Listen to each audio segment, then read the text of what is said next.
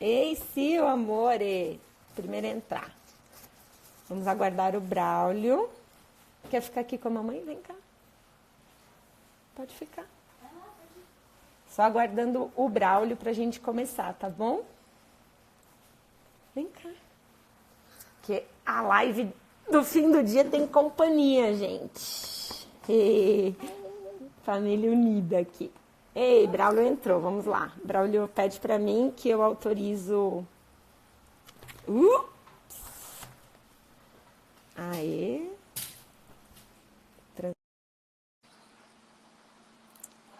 Vambora. Senta. Não pode ficar conversando, tá bom? Aí, oi, Bal.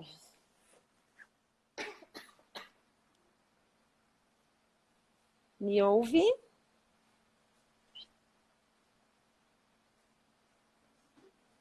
Tá travado. Oi, pessoal. Opa.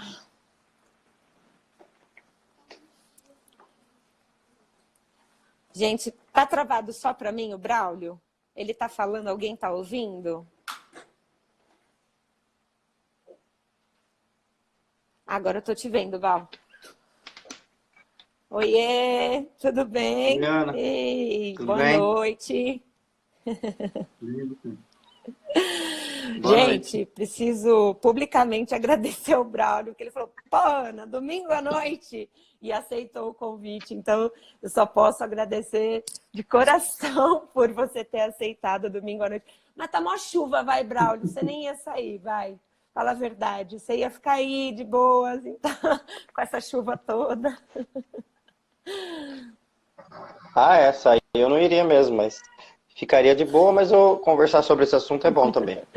Tá certo. Bom, e na verdade o meu convite para o Braulio foi pensando no quanto eu gosto de ouvi-lo falar sobre esse assunto. Aqui em Sorocaba, algumas vezes eu ouvi falar sobre segurança no parto e tudo mais, e aí quando ele fala de diabetes, para mim é uma super aula. Eu queria decorar, vou fazer esforços mentais de decorar a sua fala hoje, para poder explicar para a galera que eu conheço e para as gestantes que eu atendo também. Mas, bom, eu sei que você é uma figura pública, mega popstar, mas vamos fazer a... Vamos seguir o protocolo? Por favor, apresente-se. Sim, claro. Bom, primeiro, obrigado por ter me convidado, Ana. Estamos na mesma cidade hoje, acho, né? Porque eu estou em Sorocaba É, hoje, né? Sim, tá na minha casa em Sorocaba. Bom, se você já me conhece, eu nem sei como me apresentar para você, né? Porque, para quem não sabe, a Ana, a gente já trabalhou sim. junto muitas vezes, né? Bom, meu nome é Braulio Zorzella, sou médico obstetra, sou formado há 17 anos e desde a minha formação eu já sempre trabalhei com humanização do parto, sempre foi essa proposta. Eu não tive aquela virada que eu tive que ir para um lado depois para outro. A única coisa que eu tive foi num certo momento titubear de largar a obstetrícia até, porque eu falava, cesárea marcada eu nunca vou fazer. Então se eu precisar fazer isso eu vou virar só ultrassonografista, vou virar alguma outra coisa, vou fazer outra faculdade, mas virar Sim. cesarista é algo que eu nunca viraria, né? Então tive vários tropeços pelo caminho aí. E uma coisa que eu sempre gosto de falar para as pessoas se situarem, como é que eu vim parar nessa, né? Tem muita gente que fala assim, ah, Braulio, você é homem, por que você gosta tanto de parto, né? Nunca pariu, nunca teve filho e você gosta tanto de parto. E aí a minha resposta por muitos anos era, eu não sei, eu só sabia que eu gostava, né? Gosto de parto, sei lá, me apaixonei por parto desde a primeira vez que eu vi. E aí faz por volta de 5 anos que eu descobri um dos motivos por que eu estava nessa. Foi quando eu fui descobrir sobre o meu nascimento. E aí eu perguntei pro meu pai na ocasião como é que eu tinha nascido, porque minha mãe biológica é falecida, ela faleceu quando eu tinha 6 anos. Então, e aí pai, como é que eu nasci? Meu parto normal foi cesárea. E ele, não lembro. Peraí, demorou um tempo para ele lembrar que tinha sido cesárea, ou seja, né, naquela época os pais nem Ativamente. participavam tanto, né? Eu falei, como foi o pré-natal? Ele, não Nossa. sei, eu nunca fui no pré-natal, então não tinha ideia, né? Falei, mas como é que foi a história? Falei, o médico falou para dar uma passada na maternidade para ver como você tava, porque era fim de ano, né? E era 27 de dezembro, então logo ia ter o Réveillon, e ele ia viajar, e aí precisava ver como é que você estava. E sorte que ele viu que você não estava bem no dia 27 de dezembro, que era uma segunda-feira, e aí teve que fazer uma cesárea e tirou você que não estava bem. Aham. Ah, Que já entendi, sorte. entendi. Tá. E aí eu fui fazer, um rebirthing, que era uma terapia de renascimento para ver o meu nascimento, para ver como foi, né? E aí o que aconteceu foi que você entra em hipnose, né? Daí você vai sentindo as sensações de como foi. E a sensação era do tipo, eu estava quieto num lugar, de repente eu fui arrancado, aí luz, né? O bebê não sabe o que é luz ainda, ele descobre na hora que nasce, né?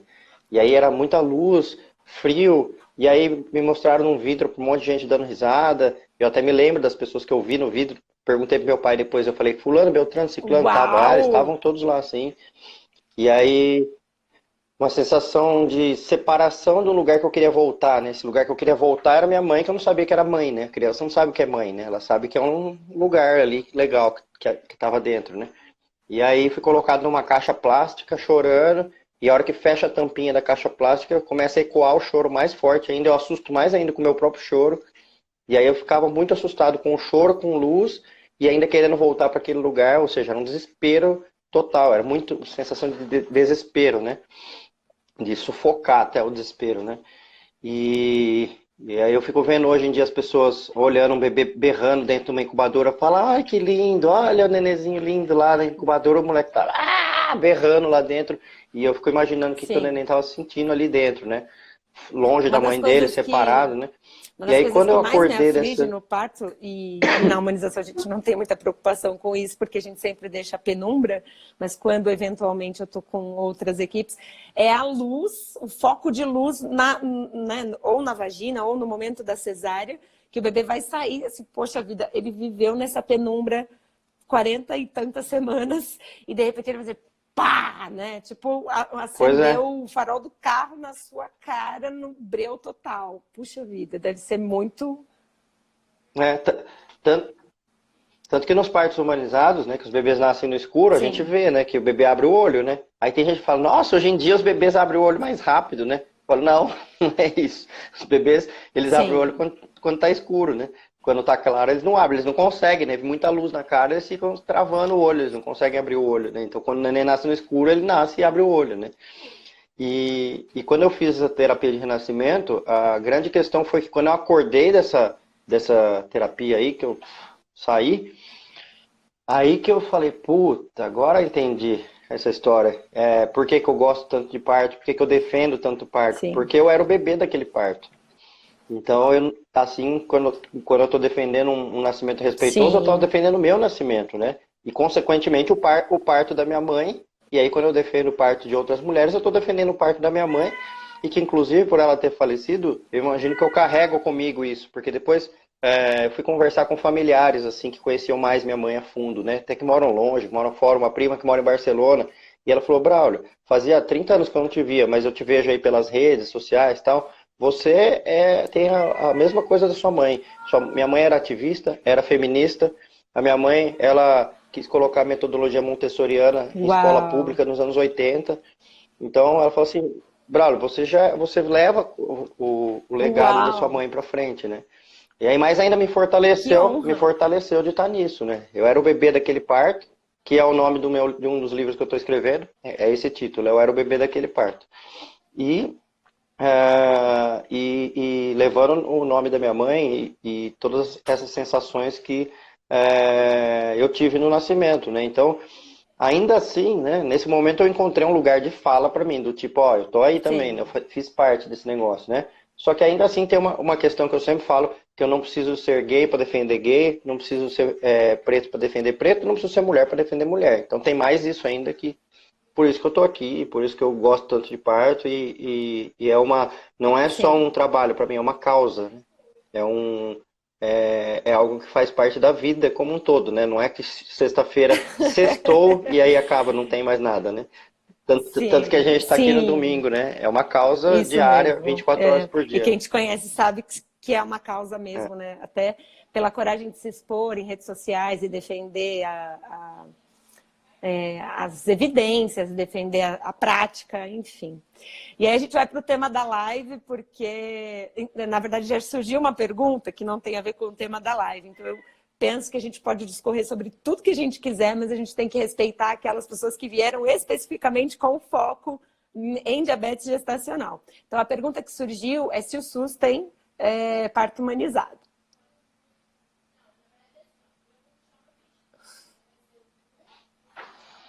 Depende, né? Na verdade, se for ver na teoria, tem leis para que tenha, né? Pelo SUS. Por exemplo, em São Paulo tem uma lei muito interessante que hoje a gente estava discutindo na Reúna. A gente tem reuniões de domingo da Reúna também, às 11 horas da manhã. E a gente faz por teleconferência, né? Falando justamente que tem uma lei muito forte do SUS em São Paulo que garante parto humanizado para todas as gestantes. A grande questão é ela Sim. ser cumprida ou não, né? Assim como a lei que não pode dirigir bêbado, tem muita gente que dirige. A Sim. lei que tem várias leis que existem que as pessoas continuam não cumprindo, né? Mas existe sim uma lei pelo SUS. Aí, mas isso é teoria, né? Agora a prática é que em alguns lugares tem o mais conhecido é o Sofia Feldman em Belo Horizonte, que é um Isso. hospital muito legal, que tem de 800 a 1.000 partos por mês e que lá o sistema todo é humanizado, né? Mas aí depois tem pequenas pílulas de humanização do SUS em alguns lugares do Brasil. Eu vejo que varia muito também de qual dia da semana é. Tem, às vezes na segunda-feira é humanizado, na terça não é, e assim por diante, porque depende das pessoas que estão naquele lugar, né? Então depende muito de quem está de plantão naquele momento, né? Agora um sistema único, homogêneo, de equipe, o Sofia Feldman é a referência. Tem outros caminhos, né? Por Isso, exemplo, em São Paulo ia tem a Casa comentar. Ângela, que é uma casa de Sim, parto, que sim. também é pelo SUS, né? E então tem alguns pontos, mas o ideal era que tivessem tudo, né? Nossa grande briga é para que tenha em todos os lugares, 100% Exato. dos lugares, né? Bom, então aí agora a gente entra. Ah, inclusive, uma coisa, só uma coisa que interessante, que veio uma pergunta esses dias para mim, que ela falou assim, ai, Braulio, começaram a atender parto humanizado pelo SUS na minha cidade, e eu tô morrendo de medo, porque eu tenho medo do que é essa história de parto Oh, humanizado. meu Você pode me explicar? Deus, olha só. Mas aqui, E aí, sim, mas sim. é mais fácil explicar, né? Porque daí é só você mostrar que é o melhor caminho, que é o E mais seguro no é momento, tão daí pronto, distorcida, né, facilita, né? essa frase, né, o que é o parto humanizado, esse termo, porque alguém já virou para mim assim, em algum momento, sei lá, Sim. em alguma festinha de criança, e falou assim, ah, mas eu não tinha coragem de ter parto humanizado, porque essa história de parto na água para mim não dá. E aí eu falei, mas peraí, parto humanizado? Não, mas parto na água é uma coisa, parto humanizado é outra, né? Ou então assim, não, parto humanizado não dá porque É. para mim bebê tem que nascer em hospital. Mas quem diz que parto humanizado tem que ser em casa, né? É fora. Pois é. Sim. As pessoas confundem o termo, né? Tem um jeito rápido que eu gosto de resumir o que é parto humanizado, que é uma tríade entre três pontos muito fortes. O mais forte de Sim. todos é o protagonismo da mulher em relação a escolhas, privacidade, autonomia, escolha informada principalmente. O segundo ponto, que é respeitar as Uhum. evidências científicas mais atuais. E o terceiro ponto, que é ter uma equipe transdisciplinar 24 horas por dia disponível para aquele parto. Fechou Sim. essa tríade de parto humanizado. Pode ser em casa, Uma pode ser no casa de parto. hospital. Não vai ser em casa humanizado Sim. se faltar isso, faltar alguma dessas coisas. Por exemplo, se for em casa, faltando o respeito às evidências Não. científicas. Não foi o parto humanizado, né? Assim como pode ser no hospital e ser humanizado se tiver essa trinca, né? Inclusive, isso facilita até na hora de definir o que é violência obstétrica. Eu sempre falo, violência obstétrica é o que vai ferir qualquer um desses três pontos. Se ferir o protagonismo da mulher, se ferir as evidências científicas, se ferir o esquema transdisciplinar, 24 horas por dia, é violência obstétrica, que é uma violência exclusiva que uma mulher grávida sofre, seja no pré-natal, parto, pós-parto, ou situações de aborto, né? Então é uma violência de gênero, né? Que no Brasil tem uns recortes muito fortes, tanto não só do gênero feminino, né? Mas da raça também, da classe social. Então a raça negra e classe social mais baixa aumenta mais ainda o índice de violência obstétrica, né? Mas fica mais fácil definir o que é violência obstétrica, é tudo Sim. aquilo que não é parto humanizado. Uma coisa é Sim. justamente o contrário da outra, né? E, bom, Não, desculpa imagina. passar um pouco do E a tema, galera mas tá vamos pro tema. curtindo, na verdade, eu tô vendo Vamos falar vários do tema aí. comentários e tal, mas vamos tentar ir pro tema pensando. Peraí, que tem mais uma pergunta. Vou ver só mais essa pergunta. Ah, não, foi só um coração. Pronto, vamos lá. Deixa eu comentar por que eu acho muito legal a gente falar sobre a diabetes gestacional e as suas explicações todas, porque existe talvez mitos, né? Você vai desmistificar ou não, sobre essa ideia de que tudo é culpa da mulher, porque você se alimentou mal a vida inteira, é porque você comeu, você come açúcar demais, por isso que você está com um diabetes gestacional e tal, né? Então, se isso fosse fato, 100% das mulheres teriam diabetes gestacional, ou 99%, porque 99% se alimenta mal a vida inteira e come muito açúcar todos os dias, né? E aí eu queria que você trouxesse o conteúdo para explicar que nem tudo é culpa da nossa indisciplina. Pois é. E na verdade, não só na diabetes, né? Em muitas outras coisas colocam culpa na mulher, né? Na diabetes é porque ela comeu doce demais, a pressão alta é porque ela comeu sal demais. E sempre a coisa é colocada a culpa é colocada na mulher, principalmente quando se entende a gravidez como sendo algo praticamente patológico, né? Como se a gravidez fosse patológica, né? E a medicina, ela passou por essa sensação de a gravidez ser uma patologia no século XX, né? Então, tem uns livros de obstetrícia, ali atrás, naquele fundo ali, eu tenho uma biblioteca ali, tem uns livrinhos ali da década de 70 e que falam de mesmo como se a gravidez fosse uma doença, né? A grávida com 35 anos era chamada grávida idosa, né? Então, olhar para essa questão de que as coisas são culpa da mulher fazia parte da história da obstetrícia, né? Então, muita gente fala, inclusive vem me perguntar, Braulio, eu estou com diabetes gestacional, mas eu nem como tanto doce, por que isso foi acontecer, né? E aí a resposta é o quê? O que é diabetes gestacional? Então, vamos lá, que é essa parte que eu acho que é a que mais ajuda a entender. A diabetes gestacional, ela é uma doença placentária, ou seja, ela é de origem placentária, ela surge na placenta, porque a placenta ela começa a emitir fatores anti-insulínicos que vão bloquear o hormônio produzido pelo pâncreas, que é a insulina. Então, na verdade, é como se o pâncreas funcione e a placenta fica querendo fazer com que o pâncreas, com que a ação do pâncreas não seja efetiva, né?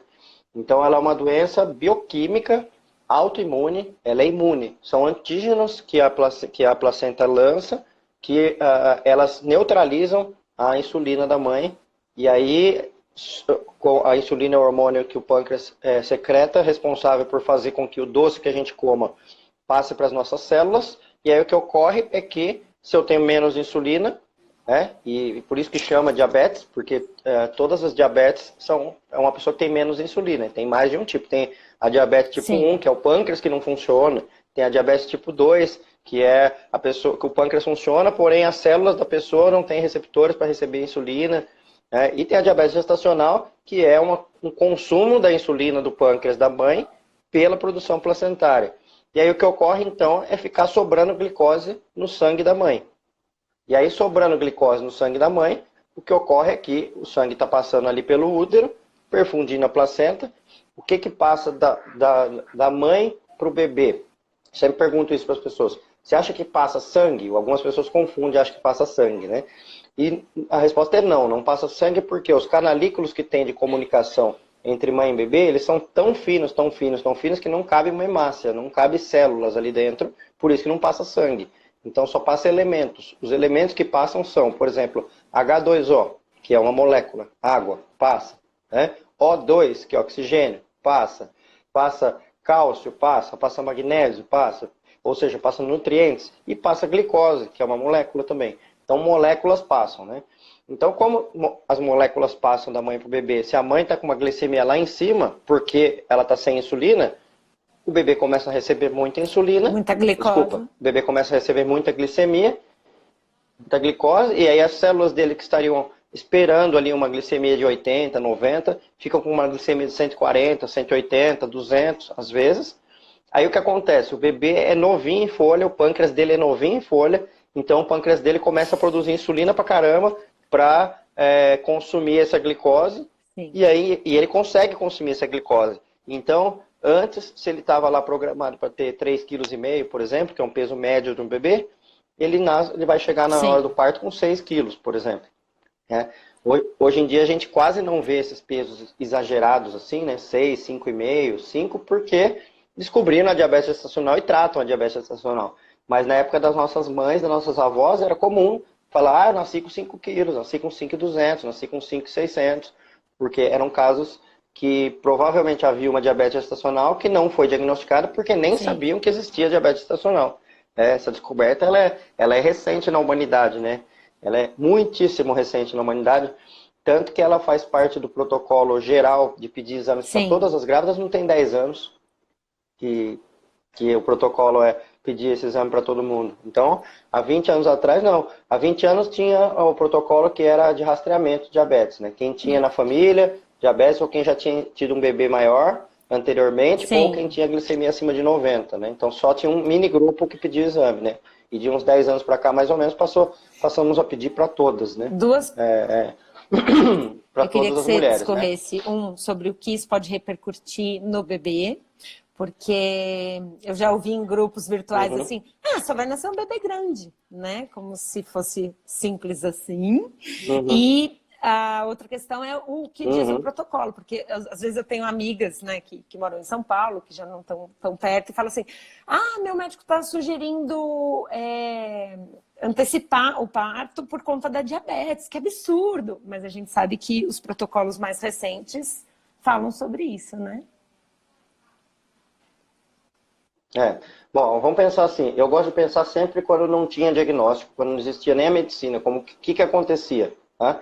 Então, o que acontecia lá no passado? Se a gente sabe hoje em dia que mais ou menos 8% das mulheres desenvolve diabetes gestacional, então lá no passado eram as mesmas 8, né? Até porque, voltando nessa questão da onde surge, não tem a ver com o que a mulher come. A mulher, se ela quiser ficar com diabetes gestacional, não consegue. Ela vai comer um monte de doce Não, para ter diabetes gestacional. Não vai conseguir, porque não é sim. de acordo com a alimentação dela que vem a diabetes gestacional, não é culpa dela. Então vamos pegar lá 100 anos atrás, e aí tinha lá, cada 100 mulheres, 8 tinha diabetes gestacional. Se a gente pensar na diabetes mais difícil possível, ou seja, com as glicemias mais altas, né, acima de 200, por exemplo, eram os bebês que tinham acima de 5,5 kg, 6 quilos. Né? Aí qual que era a grande questão que existia no passado? Não é que nasce gordinho o bebê, é que não nasce. O Uhum. bebê não saía. Né? A mulher entrava em trabalho de parto, e aí um bebê muito grande, grande, grande, e ficava um dia, 2 dias, 3 dias em trabalho de parto.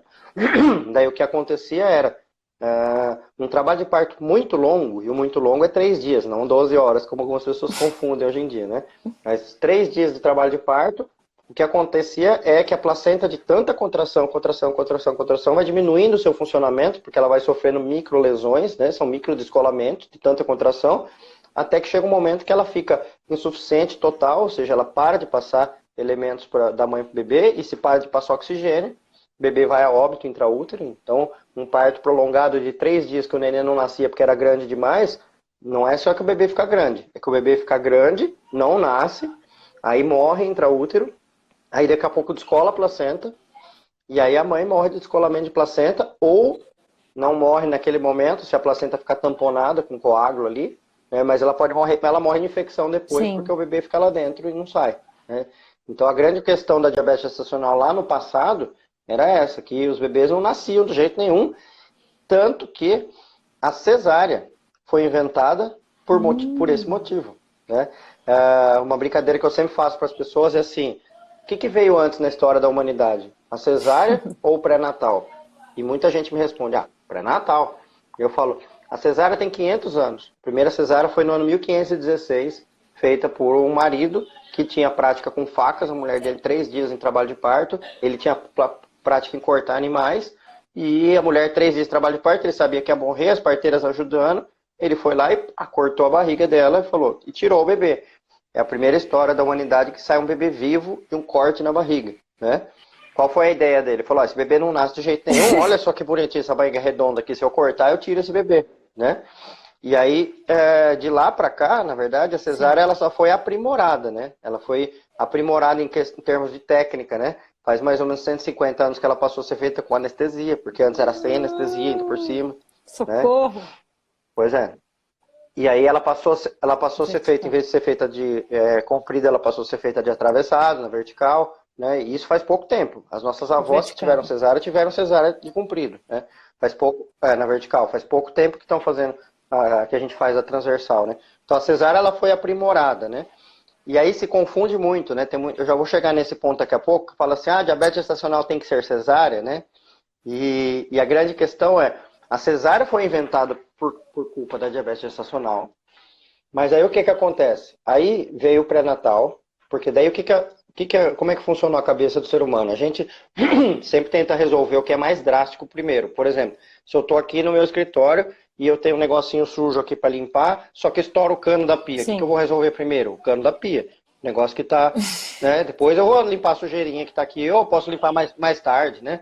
Então a gente sempre vai pelo que é mais drástico. Então foi natural o ser humano começar a primeira intervenção obstétrica de todas ser a mais drástica de todas, que é a cesárea, e depois as intervenções irem diminuindo, né? Porque depois do século XVIII e XIX vem a manobra de Christeler, aí vem a episiotomia para salvar a mulher da manobra de Christeler, porque você empurra a barriga e rompe, emenda a vagina com ânus, aí inventam a episiotomia para proteger a mulher, e naquele momento realmente era uma proteção para a mulher, né?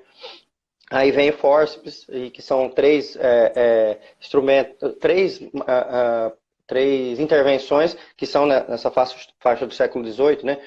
E aí depois a gente vai refinando, né? E aí surge então o pré-natal, há 50 anos que tem o pré-natal, com qual ideia? A ideia era a seguinte: bom, se tem uma mulher que tem um bebezão grandão lá dentro da barriga dela e que não vai nascer de jeito nenhum, será que não tem um jeito de eu descobrir quem que é esse bebê antes?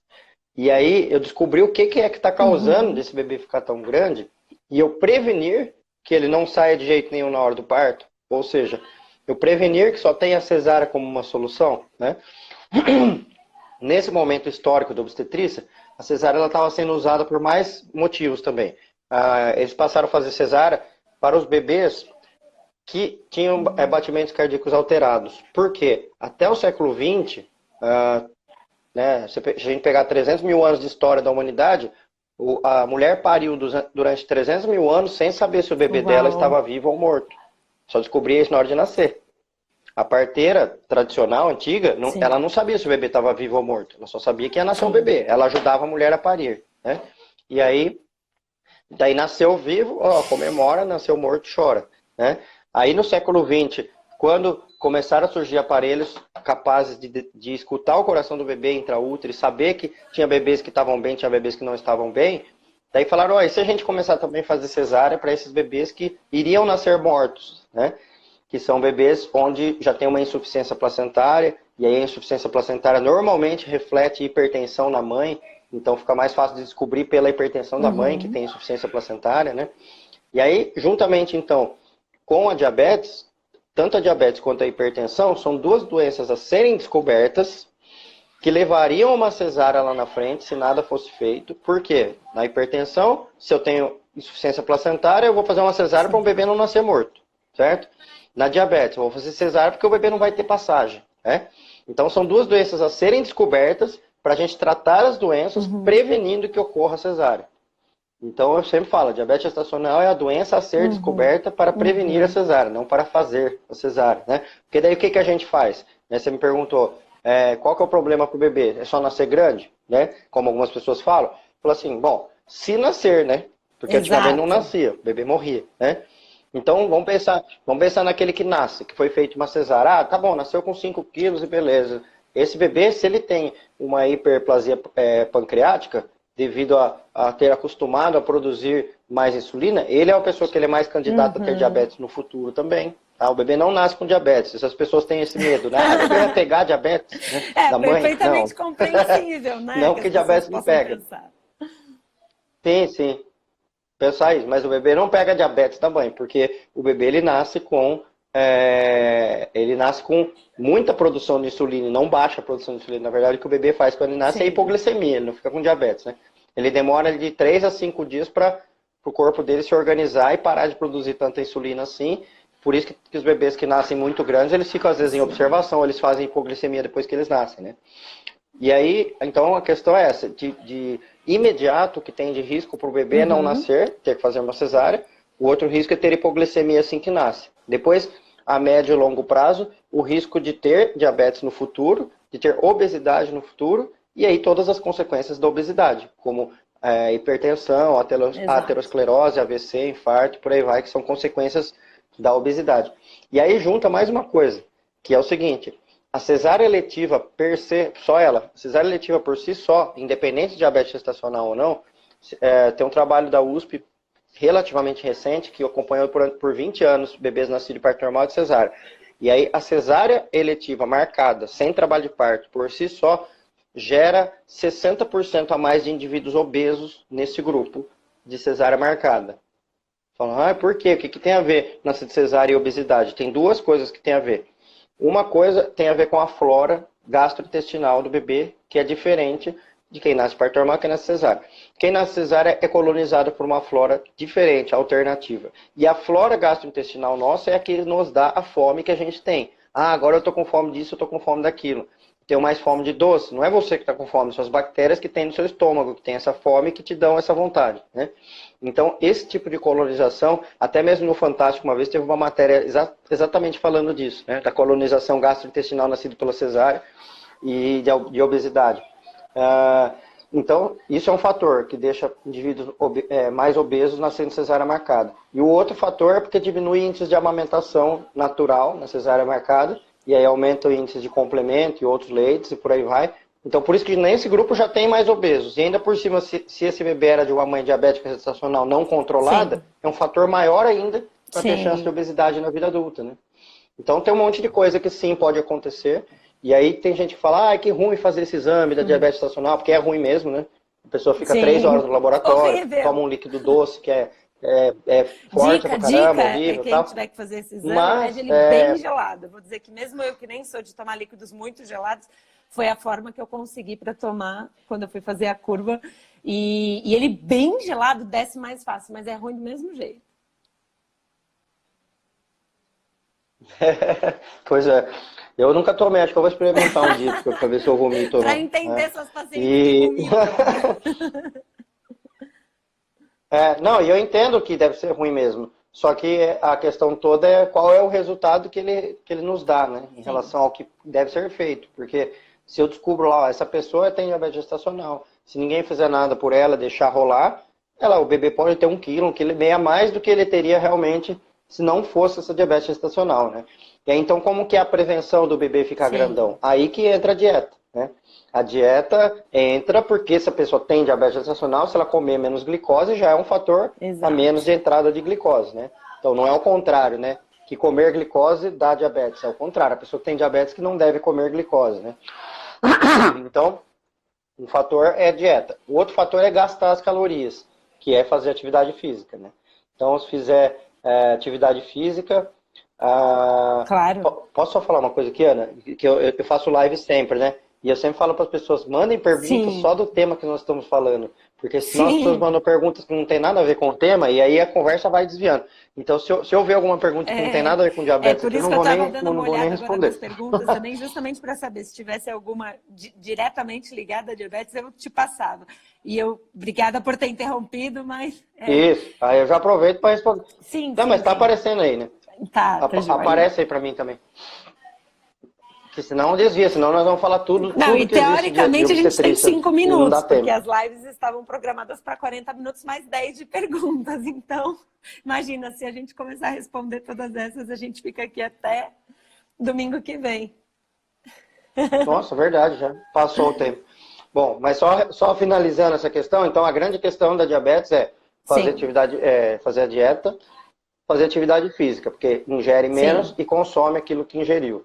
E aí, para as mulheres que ainda assim não resolvem, reposição de insulina, que normalmente a gente usa NPH, que é insulina humana, ou seja, você não está dando um remédio extra para a pessoa, você está repondo o próprio hormônio que ela não tem, né, naquele momento, para tentar segurar o peso do bebê, para que o bebê não seja tão grande, prevenindo que só tenha uma cesárea como opção lá na frente, e ainda assim a gente pode ter 2 tetos de espera para o parto, né? Um teto é a idade gestacional e outro teto é o peso do bebê, que chegar primeiro. Então, a gente sempre vai torcer que venha natural antes disso, mas se não vier natural, o teto de idade gestacional em geral é 40 semanas, só que ele pode cair para 39 ou para 38, dependendo da gravidade da diabetes. Uma diabetes com insulina, por exemplo, o teto passa a ser 38, uma diabetes bem controlada, sem insulina, o teto fica sendo 40. Do bebê. E o outro teto é o peso estimado do bebê em 4,5 kg. Então, se chegar em 4,5 kg com 37 semanas, não importa. Indução com 37 semanas, né? Então, o que chegar primeiro, ou o peso de 4,5 ou a idade gestacional, né? E a pergunta que sempre fazem, mas por que tem que induzir? Por que não pode esperar, né? Que é o que você me perguntou agora há pouco, né? Por que tem que induzir? Pelo seguinte, do mesmo jeito que a gente olha para uma gestação saudável que não tem diabetes gestacional e a gente sabe que a curva de função placentária ela sobe, funciona bonitão e o bebê nasce no dia que o bebê nasce, a placenta está no seu 100% de funcionamento. E a gente sabe que acima de 42 semanas isso acontece de forma... pode haver uma regressão da função placentária mais aguda acima de 42 semanas. A gente sabe também que entre 40 e 42 semanas já pode estar havendo uma quedazinha da função placentária. Para isso que a gente tem que examinar as pessoas de 2 em 2 dias e ver para ver que está tudo bem. E aí o que ocorre é assim, se eu tenho uma queda da função placentária e a placenta que é a que está causando a diabetes gestacional, é como se a diabetes gestacional estivesse sendo curada, ou seja, está diminuindo a produção de fatores anti-insulínicos da placenta. E aí o que acontece? A mãe já está comendo menos glicose. A placenta para de produzir os fatores anti-insulínicos.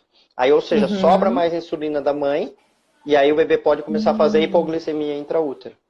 Então, por isso que é indicado indução até 40 semanas, porque acima de 40 semanas aumenta o risco de óbito intraútero do nada, de um dia para o outro, se não for induzido o parto. E isso cai para 39, para 38, conforme a gravidade da diabetes gestacional.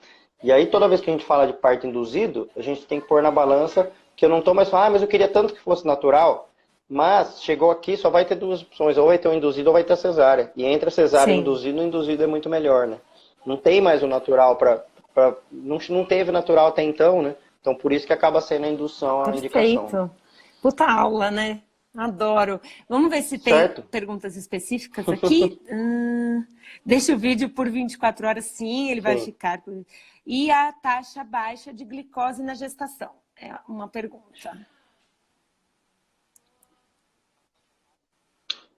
A taxa baixa de glicose não é um problema, porque não é uma doença, né? Não é uma patologia. É uma tendência, às vezes, da pessoa de produzir muita insulina, e aí é só corrigir pela dieta. Não é problema. O problema é, aliás, a não ser que ela esteja perguntando a pessoa que tem diabetes que faça hipoglicemia, né?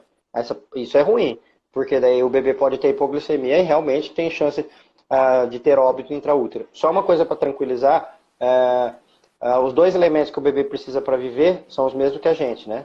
Que são comida, 3 na verdade, comida, água e oxigênio, né? Mas o oxigênio, o bebê morre de forma mais aguda, né? Se o bebê ficar 10 minutos sem oxigênio, morre. Só que ele não morre 10 minutos com hipoglicemia. Ele tem que ficar algumas horas com hipoglicemia para morrer, né? Então não é uma coisa assim tão aguda que acontece, mas acima de 40 semanas pode ser de um dia para o outro. Teve outra pergunta?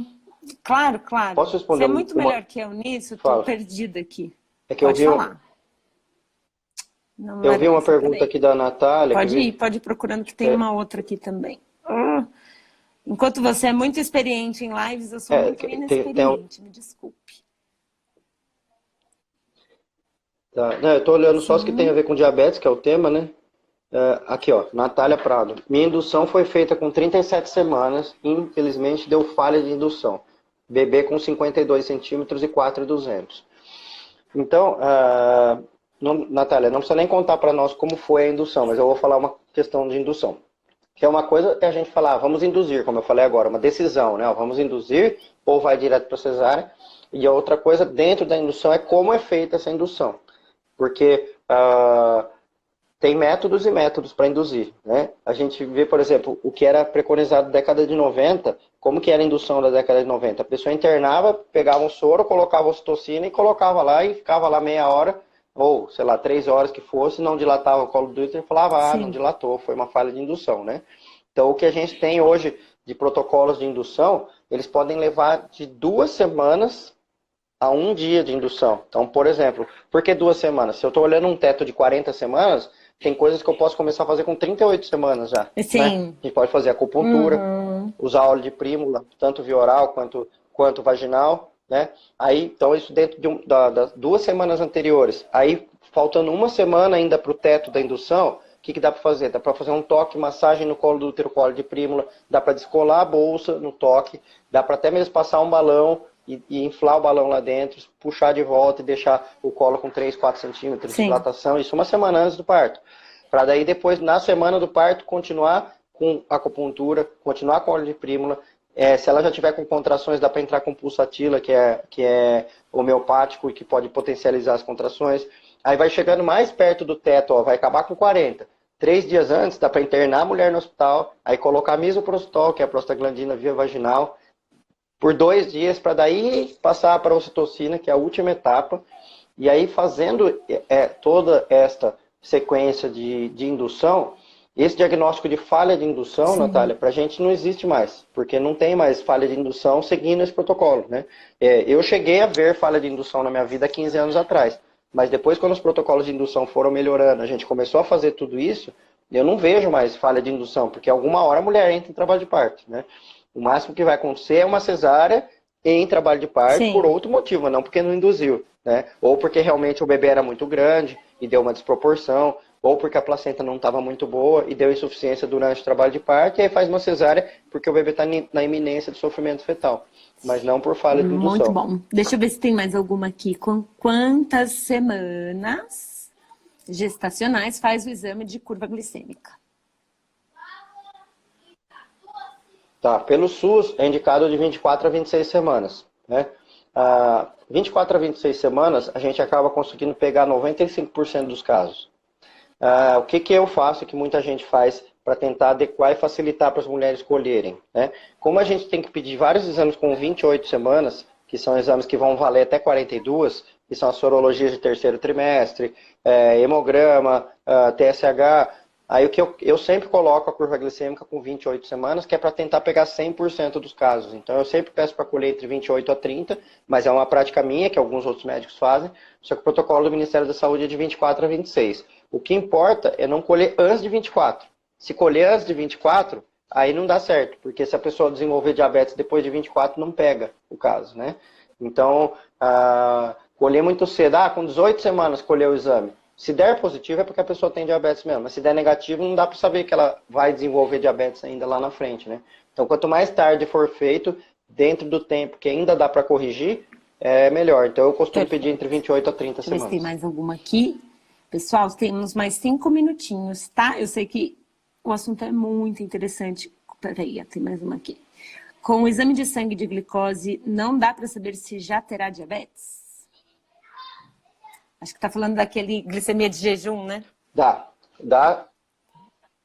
Isso, dá. Porque se a glicemia de jejum estiver acima de 92, né? E pela classificação hoje de diabetes gestacional, uma medida acima de 92 já classifica como diabetes gestacional. Só que a gente pensa, será que colheu em jejum mesmo? Será que não colheu? Será que veio certo o resultado ou não? Então eu costumo pedir pelo menos 2. Se ela colher 2 exames em dias diferentes, em jejum real, que ela estava em jejum de 8 horas e deu acima de 92, por exemplo, um deu 96, o outro deu 102, já é diabetes gestacional, né? Por quê? Qual que é o problema de diagnosticar diabetes gestacional? Não é um problema, porque na verdade não faz mal para ninguém comer do jeito certo, né? A conduta inicial é comer do jeito certo. Então, tem mulheres que às vezes até falam, ainda bem que deu esse exame aí, assim, porque assim eu tive uma motivação a mais para comer do jeito certo, para não ficar comendo coisa errada, né? Então, assim, a parte ruim é ter que fazer a dieta e a atividade física. Para quem gosta, tira de letra. Para quem não gosta, mas também fica acho meio que tem a forçada questão coisa, do deadline, né? Porque coisa, a partir do momento que a gente tem o diagnóstico de diabetes, a gente também pensa, bom, agora eu não vou chegar a 42 semanas, né? Ou, por exemplo, na opção de um parto domiciliar também vai influenciar. Acho que mais nesse sentido. Sim, e vai depender um pouco da gravidade também, né, Ana? Uma coisa é a pessoa que faz uma tabelinha lá e tá dando sempre alterado, sempre alterado, sempre alterado. Outra coisa é a pessoa que teve 2 medidas alteradas, depois 100% das outras foi certa, o bebê cresceu do tanto certo, o líquido amniótico tá normal, aí dá para estender um pouquinho mais. O deadline de 40, ele não é um teto fixo, né? Ele pode ser baixado para 39, 38, mas às vezes pode subir para 41, dependendo do controle dessa glicemia. Eu tive quadro, né? uma Depende de cada quadro, gestante que eu acompanhei há muitos anos, que ela falou assim, eu tenho certeza que eu não tenho diabetes, eu estou fazendo essa dieta, eu faço os décimos, eu tenho certeza. Aí um dia ela fez assim, Eu provo para você que eu não tenho diabetes. Eu comi McDonald's, não alterou. Enfim, e aí, óbvio que a gente foi levando o caso dela com muito mais tranquilidade, né? Porque aí a gente, meu Deus, McDonald's, né? Chegou nesse ponto. Mas vamos ver se tem mais alguma aqui. E se... Ó, a Nanda está perguntando se der acima de 92 e a curva não der alterado. A classificação de diabetes, Nanda, tem duas classificações. Tem uma que a gente vai colocar em tipo A e B e a outra tipo 1 e 2. Né? A tipo 1 e 2, ela é relacionada à curva glicêmica. Então, quando a curva glicêmica ela dá alterado, você tem o tipo 2 da diabetes gestacional. Quando você tem valores alterados pela dieta, não pela inclusão da curva glicêmica, né? Então, quando você faz o destro diariamente, aí você vai colocar o tipo B. Então, a pessoa que tem, por exemplo, alteração tanto da dieta quanto da curva glicêmica é o tipo 2B, né? A pessoa que tem só da curva glicêmica e da dieta não é o 2A, né? A pessoa que não tem da curva glicêmica, que é o que você me perguntou, é a tipo 1B, né? E aí o que modifica é que é isso que mostra a maior ou menor gravidade do caso, né? O caso mais grave é o 2B, que altera em todos os sentidos. O 2B que cai mais o teto para 39, para 38 semanas, né? O 2B que tem mais chance de precisar de insulina. Né? Tanto 1A quanto 1B quanto 2A são duas que corrigem normalmente só com dieta e atividade física. E aí entram as nutris, né? Por isso que a gente fala de transdisciplinariedade, a importância de trabalhar em equipe trans, né? Super importante. Sim. E uma coisa que eu acho importante, já que você tocou nesse assunto, assim como tem dentro da obstetrícia, dentro de qualquer área, tem as pessoas que são mais, quando a gente fala humanizadas, no caso, são mais atualizadas, são mais, tomam mais cuidado, individualizam cada caso, então tem isso dentro de todas as áreas, então tem dentro da nutrição também. Não adianta uma nutricionista que vai imprimir uma folha e falar assim, ó, toma aqui, ó, esse cardápio aqui, segue esse cardápio aqui, igual para todas as mulheres, né? Precisa ser uma nutricionista que entenda o perfil de cada mulher, o que ela gosta, o que ela não gosta, e até mesmo dar dicas do que comprar ou não, e não colocar uma lista de coisas naquela hora e falar, nossa, nem sei o que é isso aqui, nunca ouvi falar, não sei nem onde compra, né? Então, eu acho bem importante, e acho importante também as nutricionistas conhecerem sobre diabetes gestacional, né? Porque existe um cálculo de calorias diárias que é interessante ser feito, e não só uma dieta, né?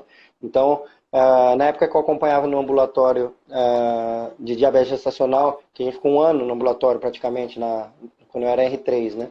E aí as nutricionistas, elas calculam até, ó, essa pessoa aqui vai ter 2.000 calorias por dia, essa aqui 1.900, essa aqui 2.100, essa aqui 2.200.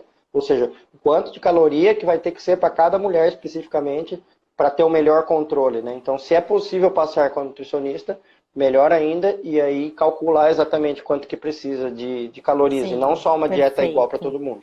Val, super, muito, muito, muito obrigada por ter aceitado esse convite. Você ficou no horário do Fantástico, nem eu que sei, agradeço. Na verdade, nem sei que horas são, nem sei que horas passa o Fantástico. Você ficou no horário da Globo. Eu tô perdendo o Big Brother. Eu sou tão bem informada que eu nem sabia que estava no Big Brother. Não, na verdade, eu tô super curioso pelo Big Brother, porque tá acontecendo uma coisa bem interessante lá tem uns caras muito machistas lá no Big Brother, né? Não sei se você tá vendo isso aí.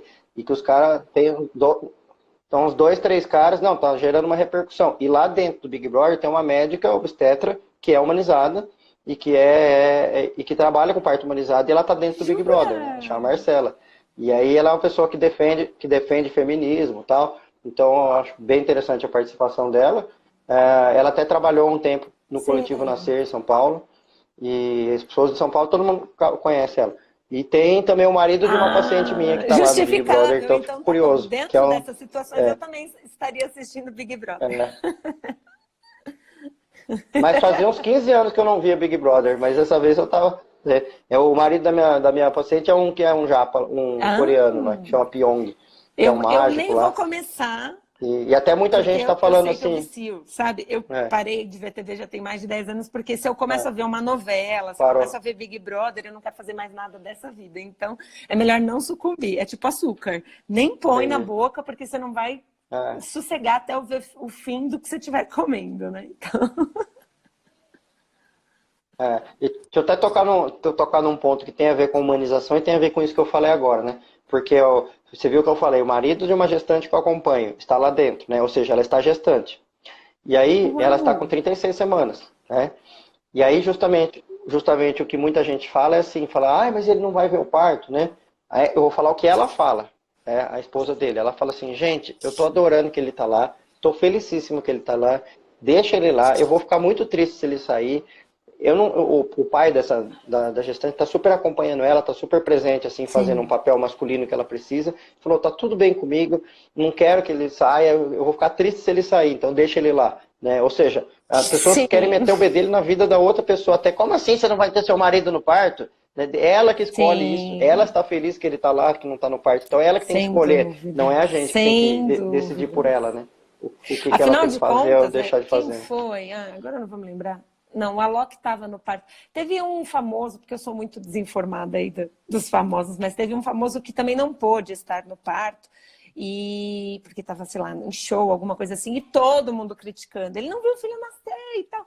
Mas, gente, é isso, né? A configuração da vida deles, e eles têm noção do que funciona, do que não funciona. O que a gente tem a ver com isso, né? A prioridade é deles, eles que põem na balança o que quer. É tanto que quando ele me falou que ia, né? Ele não falou que ia para o Big Brother porque eles não podem falar. Ele falava que ele ia viajar na época do parto. Aí eu falava, beleza, vai viajar na época do parto, acho que ele vai trabalhar, sei lá, ele faz mágica em um monte de lugar, vai para outro país. Sei lá o que ele ia fazer. E não fiquei perguntando. Aí de repente, quando começou o Big Brother, apareceu ele lá no Big Brother. Eu falei, ô louco, o cara tá aí, não tinha falado, né? Agora você incentivou, eu vi um monte de gente falando, cada um faz o que quer da vida. Você fez uma propaganda gratuita. Mas um monte de gente assistiu BBB. Tá, obrigada, viu?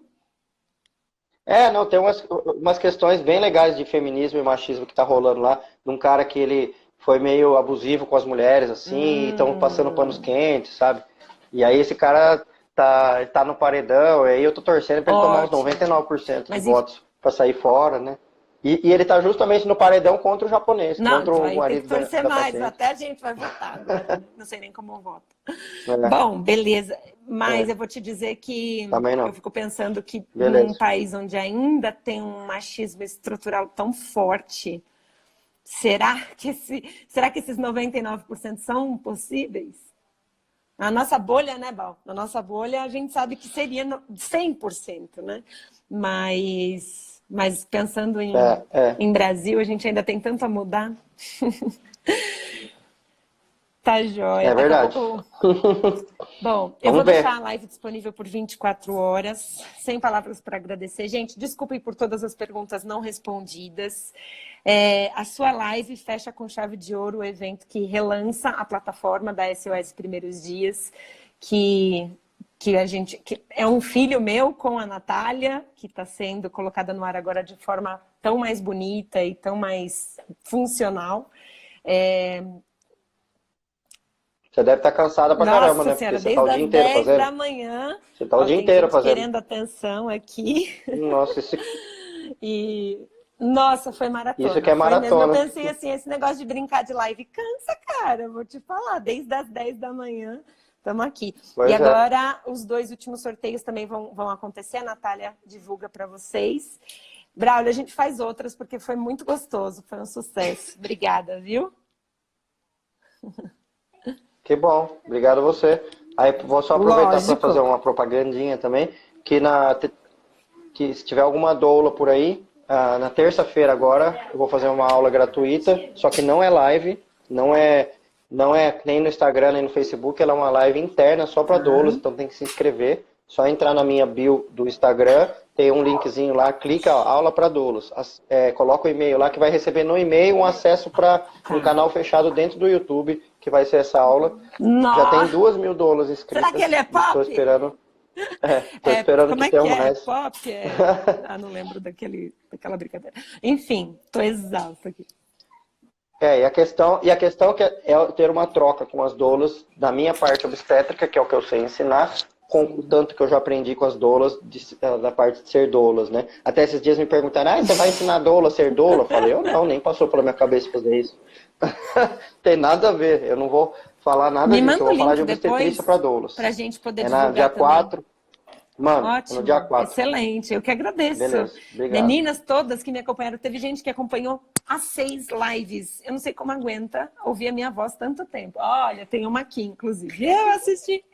Obrigadão mesmo por todas, por todos os parceiros. Obrigada, Bal. Bom descanso. Curta. Até parou de chover. Dá para dar uma saidinha agora, hein? Já que está em Sorocaba, eu tô vendo que parou de chover. Não, eu vou deitar no sofá. Agora. O domingo Então, é dia tá de bom. ficar em casa. Beijo para você. Tá. Tchau, tchau. Beijo. No dia que eu descobri que aqui você morava, algo mudou em mim.